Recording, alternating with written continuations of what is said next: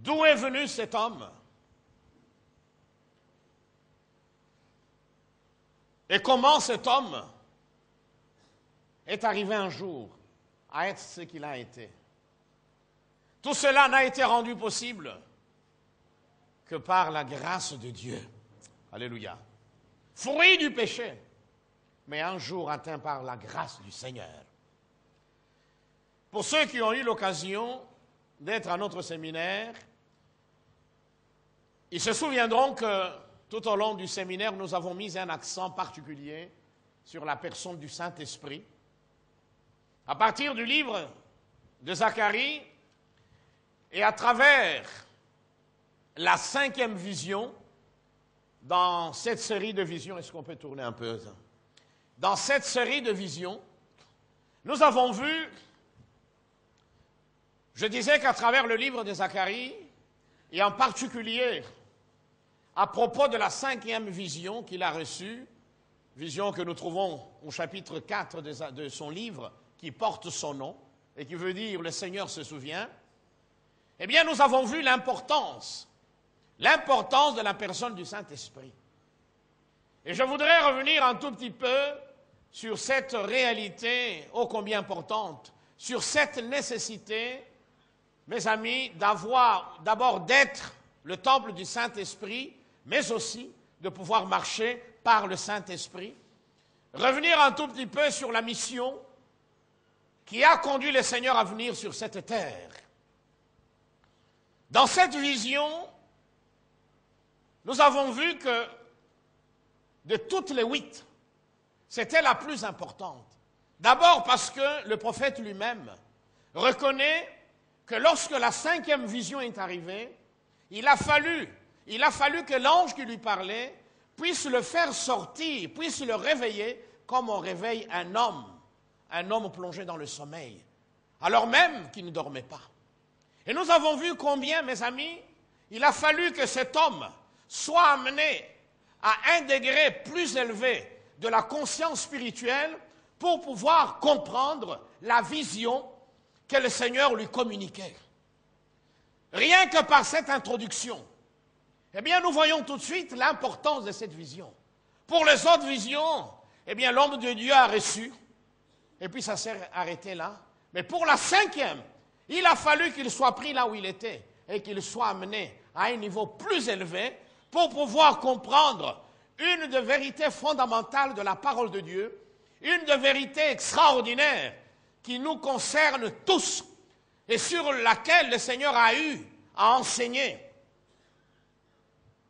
sur laquelle il a eu à s'attarder. Il est réveillé comme un homme qu'on réveille du sommeil. Ensuite, un des éléments, le deuxième élément qui nous a montré, qui nous montre l'importance de cette vision, c'est que le prophète lui-même, contrairement aux autres visions, il a eu des difficultés énormes à la comprendre. À 2 reprises, il a posé la question à l'ange. C'est que ça voulait dire. Voyez-vous? Donc, tout cela pour dire que dans cette vision, une attention particulière a été accordée, mes amis, à la personne du Saint-Esprit. Une attention particulière a été accordée au verset 6 de Zacharie 4, où le Seigneur proclame, ce n'est ni par la force, ni par la puissance, mais bien par mon esprit.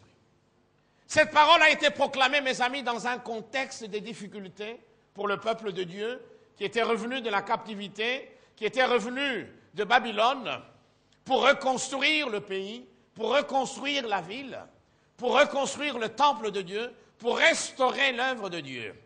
Et ce travail de reconstruction, ce travail de restauration va rencontrer toutes sortes de problèmes. Le peuple va connaître toutes sortes de difficultés, toutes sortes d'obstacles vont se dresser devant eux comme une énorme montagne. Et dans ce contexte-là, mes amis, Dieu envoie le message à son serviteur afin que celui-ci encourage Israël, encourage les Israélites, afin que ce peuple sache que lorsqu'il est question de l'œuvre de Dieu, les ressources humaines n'ont pas leur place. Alléluia. Lorsqu'il est question, mes amis, de marcher avec Dieu, eh bien, la puissance cérébrale n'a pas sa place. Nos compétences, quelles qu'elles soient, n'ont pas leur place. C'est ainsi qu'il fait connaître à son serviteur Zacharie, afin qu'il aille proclamer cette parole aux Juifs de son temps, mais aussi qu'il couche cette parole, cette promesse, dans un livre, afin que cela puisse servir aux générations futures, dont la nôtre. Que ce n'est ni par la puissance, ni par la force que Dieu peut faire quelque chose. Alléluia. Si ce n'est que par son esprit. C'est ainsi que face à cette montagne de problèmes, le Seigneur a dit que si le peuple voulait aller loin, voulait achever le travail, voulait restaurer son œuvre, il était donc important qu'il soit animé par le Saint-Esprit, qu'il soit conduit par le Saint-Esprit, que le Saint-Esprit soit leur inspirateur. Alléluia. Quand tout est pour tout, ils puissent laisser Dieu travailler par le Saint-Esprit en eux, au travers d'eux et parmi eux. C'est ainsi qu'après avoir énoncé cette promesse, l'ange dit, « Qui es-tu, grande montagne? Tu seras aplani. » Gloire au Seigneur. Quelle qu'elle soit sa hauteur, cette montagne était appelée à s'aplanir, à se jeter dans la mer, pour permettre au peuple de Dieu de poursuivre son travail. Et cette prophétie s'est réalisée, car malgré l'acharnement de la part des gens du pays qui ne voulaient pas que le peuple d'Israël reconstruise son temple, malgré le découragement qu'il y avait dans les chefs de certains membres de la communauté israélite, malgré les obstacles, malgré l'opposition, malgré tant de problèmes, eh bien, cette parole a fini par se réaliser. Le temple sera terminé, la ville sera rebâtie, le temple sera consacré de nouveau et le sacrifice reprendra et le culte à Yahvé restauré. Gloire au Seigneur. Alléluia. Et cette vérité, mes amis, nous a amenés à examiner les 7 révélations que nous trouvons dans la parole de Dieu concernant la personne du Saint-Esprit. Les 7 révélations, les 7 vérités, les 7 lumières dont nous avons besoin concernant, mes amis, l'Esprit de Dieu. Si nous ne comprenons pas ces vérités, il est impossible que nous puissions aller de l'avant dans notre marche avec le Seigneur. Il est impossible que nous expérimentions l'accomplissement des promesses de la parole de Dieu. Il est impossible, mes amis, que nous puissions aller de gloire en gloire, que nous puissions être métamorphosés, transfigurés à l'image du Seigneur. Jésus lui-même, avant de partir, de quitter cette terre, de s'en aller auprès du Père, avait dit à ses disciples, il leur avait dit ceci, « Il vous est avantageux que je m'en aille. Parce que si je ne m'en vais pas, le Saint-Esprit ne viendra pas. » C'est lui qui a dit, nous en avons besoin, mais nous devons savoir ce que la Bible dit concernant le Saint-Esprit. Et Jephthé a été un de ces hommes, des gens dans l'Ancien Testament, qui a bénéficié de cette grâce d'être utilisé par le Seigneur, malgré sa condition modeste, malgré son origine. Car Dieu ne regarde pas à notre origine. Alléluia. Gloire au Seigneur.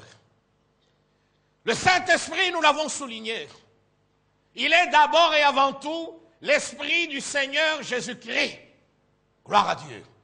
En d'autres mots, un des critères pour savoir que le Saint-Esprit travaille au sein d'une communauté, c'est que cette communauté reste attachée uniquement, simplement, à l'autorité de l'enseignement de Jésus.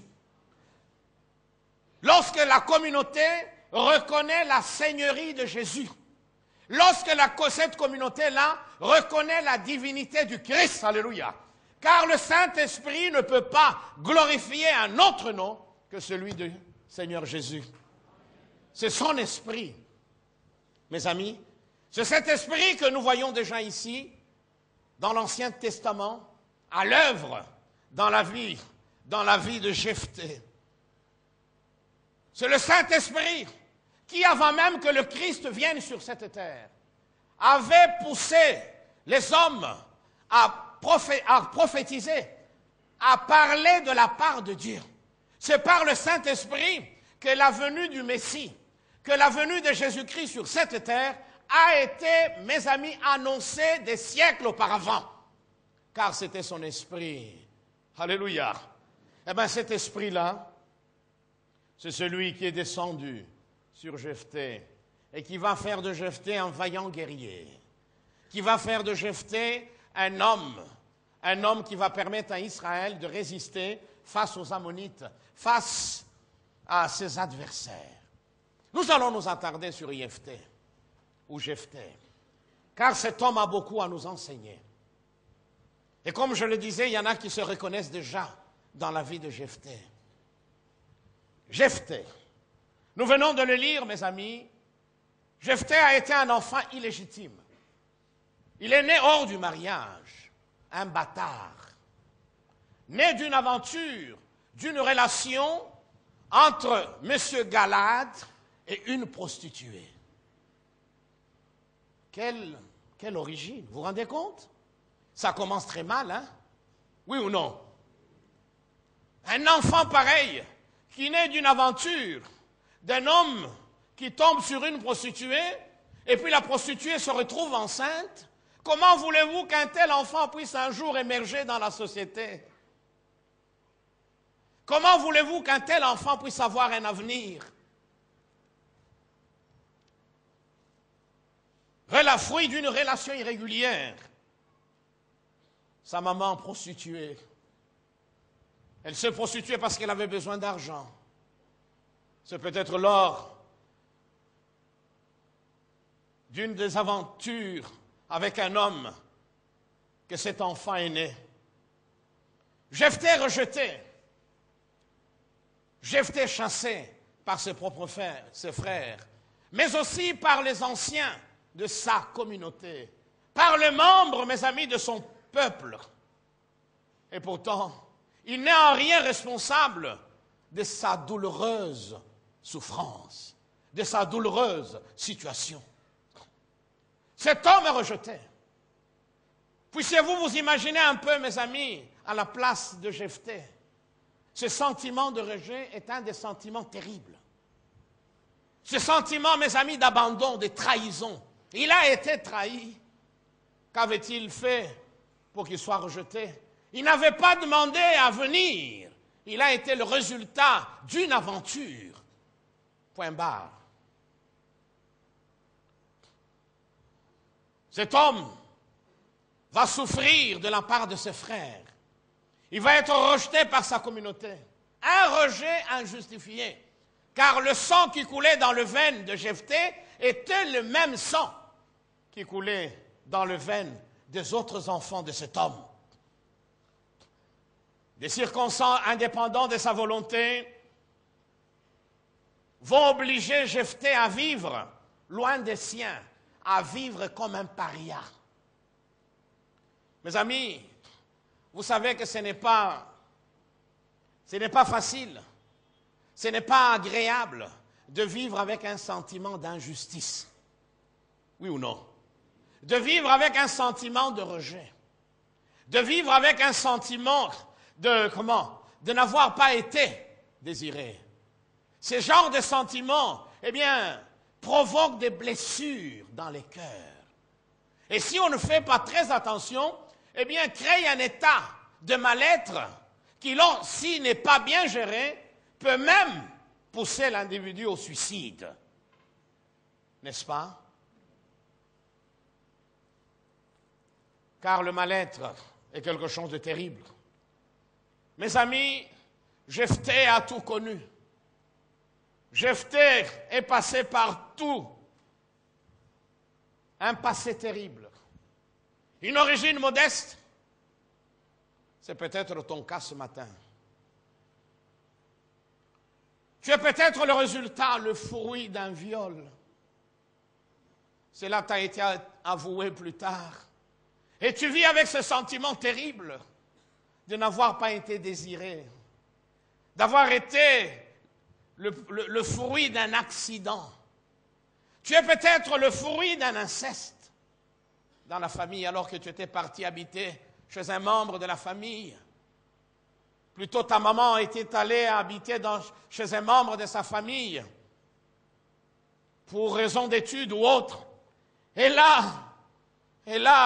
un parent manquant de maîtrise de soi avait fini, un oncle, que sais-je, un cousin proche, germain, avait fini par perdre le contrôle et par avoir une relation impure, incestueuse avec votre mère, et vous êtes nés. Ce n'est pas facile de vivre, mes amis, avec un tel sentiment, oui ou non? C'est peut-être ton cas. Tu es né dans une famille polygame. Ta maman était parmi celles qui n'étaient pas considérées. Car dans une famille polygame, il y a toujours celle qu'on appelle la mère chef, je ne sais pas comment. Et puis d'autres qui sont là. Et tu es né dans une famille pareille, où tu n'as pas été considéré. Et en grandissant, les autres enfants qui pensaient avoir plus de droits, parce que leur maman avait été épousée ou mariée avant, tu as été rejeté. Tu as commencé à vivre en paria. Tu es peut-être là, et ta propre famille t'a déclaré persona non grata. Ta propre communauté t'a rejeté. Tu souffres d'abandon. Tu souffres de rejet. Tu souffres, mes amis, d'avoir été le fruit de l'inceste. Tu souffres parce qu'un jour, quelqu'un avait atteint à ton honneur. Tu souffres. Ce matin, j'ai une bonne nouvelle pour toi. Jephthé est passé par là. Et cela n'a pas empêché le Seigneur de l'utiliser puissamment. Jephthé a été humilié. Jephthé a été traité de tout. Mais Dieu, dans sa grâce, a jeté son dévolu pour lui. Dieu, dans sa grâce, est allé le chercher dans son humiliation pour le faire asseoir au-dessus de tous. Mes amis, Dieu est celui qui finit toujours par nous confondre. Par confondre les autres et par nous surprendre. Victime de préjugés, il a été Jephthé, n'est-ce pas? Quelle chose terrible que de vivre dans une société où les gens te pointent du doigt en disant « Tu ne connais pas? » « Ah non, je ne connais pas. »« Oh non, ce n'est pas vrai. Tu ne connais pas? » Mais sa maman, c'est la petite dame qui se prostitue là. Il semble que ton mari était déjà sorti avec. Quel sentiment terrible, mes amis, d'être marginalisé. Il n'avait rien fait.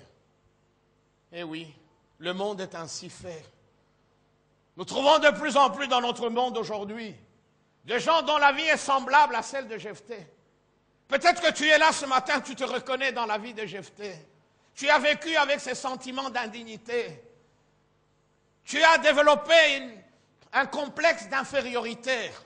Tu vis avec toutes sortes de blessures et tu te dis, mais qu'ai-je fait pour mériter tout cela? Pourquoi suis-je né? Mon frère et ma sœur, j'ai une bonne nouvelle. Christ est venu sur terre pour des hommes et des femmes comme toi. Alléluia. Ton cas l'intéresse. Alléluia. Ton cas l'intéresse. Car il faut des cas pareils. Des gens qui viennent de rien pour confondre ceux qui viennent de quelque part. Alléluia. Il faut qu'il y ait une telle humiliation pour que Dieu démontre sa puissance. Qu'il te prenne là où tu es, dans ton humiliation, avec tes blessures, mes amis, alors que tu as été abandonné, qu'il te prenne là, au 3e sous-sol, où ta famille t'a jeté, où les gens de ta communauté t'ont plongé. Dieu va te chercher là-bas pour te faire asseoir avec les grands de ce monde. Car c'est dans la nature de Dieu de confondre la sagesse des hommes, de confondre ce qui vient des hommes. Gloire à Dieu. Ton cas l'intéresse, mon frère et ma sœur. Une bonne nouvelle. Jephthé, ça vient de l'hébreu Iftaël. Iftaël, qui veut dire ceci, Dieu ouvre. Alléluia. Dieu ouvre. Les portes qui ont été fermées, on t'a enfermé dans un trou. à cause de ton origine. On t'a enfermé dans une caisse. L'ennemi t'a plongé dans un trou noir. Mais le Dieu d'Ephthé ce matin voudrait ouvrir les verrous, te faire sortir de ce trou à rats où tu as été plongé. Il veut te délivrer de ces sentiments qui te font souffrir. Ces sentiments de nullité, d'être venu sur cette terre pour accompagner les autres. On a entendu ce genre de réflexion, oui ou non? Nous sommes venus laisser les autres. Voyez-vous, combien d'hommes et de femmes se retrouvent dans cette situation? Et combien Dieu a déjà eu à élever? Si tu es dans cette situation, tu l'étais avant, Dieu t'a fait sortir. Mon frère, n'oublie jamais d'où tu viens. Ma sœur, souviens-toi d'où le Seigneur t'a fait sortir. Comment il t'avait ramassé sur un sentier où tu étais méprisé par tous. Quand on te regardait, tout le monde disait, mais qu'est-ce qu'elle attend cette fille? Qu'elle accouche simplement, qu'elle fasse des